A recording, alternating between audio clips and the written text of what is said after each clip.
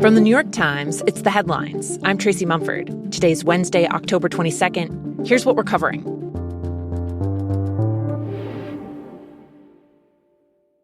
Earlier this year, the Trump administration began dramatic cuts to foreign assistance around the world. President Trump wants to shutter U.S.A.I.D. as part of what he says is an effort to cut bureaucracy and save Americans money. And that sparked a lot of outcry. And he betrayed the literal starving children who rely on food from U.S.A.I.D. to stave off hunger. And one of the things the administration said in response was Secretary of State Marco Rubio said, no one is going to die on my watch. No children are going to die because of these cuts. No one has died because of U.S.A.I.D. The people who have died as a result. And so since that time, I've been reporting from different countries that were affected to essentially try to fact check that statement. And what I found is that there are some countries where they've been able to cope without the U.S. resources. And then there are other countries where the loss of U.S. assistance has really just been catastrophic. And one of those countries is Somalia. My colleague Stephanie Nolan has covered global health for over 30 years. She says that before the cuts, the U.S. was by far the largest donor to Somalia, sending about $450 million a year in humanitarian assistance that helps support the work of aid groups on the ground. This month, the Trump administration told The Times that it's approved just under $15 million. Stephanie says the rapid withdrawal of American funding has caused chaos in Somalia's health system and forced aid groups to close down dozens of food assistance programs and community health clinics. What they chose to keep open were the centers that are like the last line of defense. So that's, for example, like emergency feeding centers for critically malnourished children. And I had the chance to spend some time in one of those in the south of Somalia. You get these little kids who are being brought in and they're limp and their eyes are huge and these really gaunt faces. And when they come in the door, they're being triaged. The very small ones who are too weak to even eat and drink, they're taking to put tubes up their noses so they can have milk run into their tummies. And, you know, it's really striking being in a ward full of kids like this because it's a big packed room with a lot of people in it and a lot of sick kids, but it's really quiet. Like you just don't hear lots and lots of children crying because they don't have the energy to cry. I spoke to a doctor who was running one of these centers, and he said to me that what's really changed in the last 6 months since the community health programs disappeared along with the aid budget is that there's just so many more kids. And when they get there, they're so much sicker. And I think the thing that's really discouraging for them is that they're aware that it doesn't have to be like this. Like Somalia is a country that has a terrible, terrible drought problem and a huge amount of instability and violence, but it was still making progress on things like immunization rates and lowering the rate of mothers who died in childbirth, lowering the rate of children who died under 5. That's really slow, hard work, and it can be reversed incredibly quickly. And so they're thinking back to this progress they were making, and they're realizing that's over.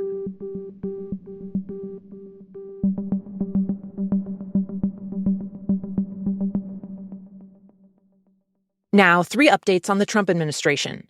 President Trump is demanding that the Justice Department pay him $230 million as compensation for federal investigations into him, according to people familiar with the matter. He made the claims, there are 2 of them, through a process where people can seek damages from the government and try to reach a settlement without a lawsuit. Trump's first complaint alleges that his rights were violated during the investigation into possible connections between his 2016 campaign and Russia. The second complaint accuses the FBI of violating his privacy when agents searched Mar-a-Lago for classified documents. Both claims were filed before Trump was reelected. According to Justice Department regulations, there are 2 people who can sign off on any settlements like these. Both have close ties to Trump. It's the Deputy Attorney General, who used to be Trump's lead defense attorney, and the chief of the DOJ's Civil Division, who's represented several Trump aides. When asked if either would recuse themselves from weighing in on any Trump settlement, a DOJ spokesman said anyone involved would, quote, follow the guidance of career ethics officials. And when reporters asked Trump about the situation yesterday, the president admitted it is odd that he, in theory, has sway over a potential payout. It's awfully strange to make a decision where I'm paying myself. In other words, did you ever have one of those cases where you have to decide how much you're paying yourself in damages? But I was damaged very greatly, and any money that I would get, I would give to charity. Also, in a reversal, President Trump now says that he will not meet with Russian leader Vladimir Putin in the coming weeks. He'd said a few days ago that they would, saying they'd had a productive conversation and suggesting the two would have a summit in Hungary to discuss an end to the war in Ukraine. But now Russia has signaled it has no intention of striking a peace deal, and a Kremlin spokesman said the meeting had never been confirmed at all. Throughout his term, Trump has sometimes courted Putin, even complimenting him, and sometimes threatened him, but has yet to take any serious action to punish Russia for its ongoing attacks on Ukraine. And Trump's nominee to lead a federal watchdog agency is out after Politico reported that he'd sent a series of racist text messages. The president had selected Paul Ingrassia, a far-right lawyer and podcaster, to lead the Office of Special Counsel, which enforces some ethics laws and safeguards whistleblowers. But yesterday, after several Republican senators signaled they wouldn't vote for him amid growing outrage over the texts, his bid collapsed. According to Politico, Ingrassia's messages included saying Chinese and Indian people could not be trusted, that the federal holiday honoring Martin Luther King should be tossed into the seventh circle of hell, and, quote, I do have a Nazi streak in me from time to time, I will admit it. The Times was unable to independently verify the texts. Ingrassia's lawyer told Politico they may have been manipulated or were missing context.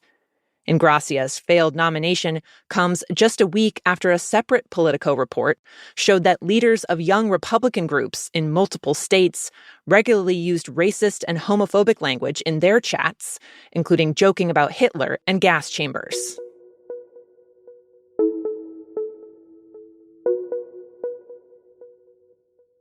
Across the U.S., a new outbreak of bird flu is hitting dozens of poultry farms and threatening to drive up prices at the grocery store again.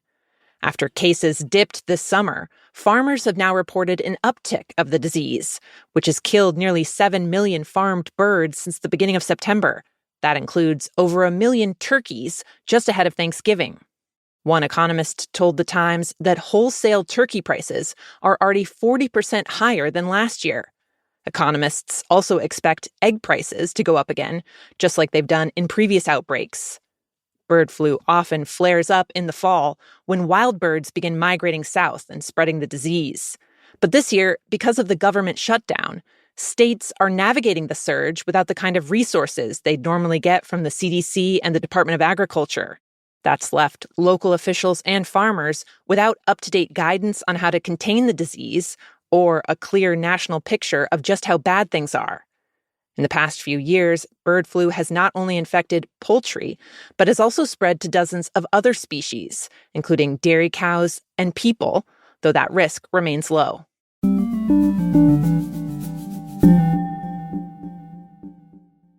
And finally, at Yosemite National Park. Never seen that before. Base jumpers, people who parachute off of cliffs while the rest of us just get sweaty palms watching them, are going rogue under the government shutdown. Wow. Base jumping is illegal in the park due to safety concerns, but with a lot of park staff furloughed, people may be betting they just won't get caught. A rock climber who was scaling the face of El Capitan talked to The Times by cell phone while 1,000 feet up in the air. He said he'd seen 20 jumps off the rock face on Friday alone. He caught footage of some of them. Other videos have showed up online of the daring jumps, becoming a kind of symbol of the chaos that park employees were worried about, as some of the major national parks have been left open, even without as many workers around. Those are the headlines. Today on The Daily, the latest on the heist at the Louvre. You can listen to that at the New York Times or wherever you get your podcasts. I'm Tracy Mumford. We'll be back tomorrow.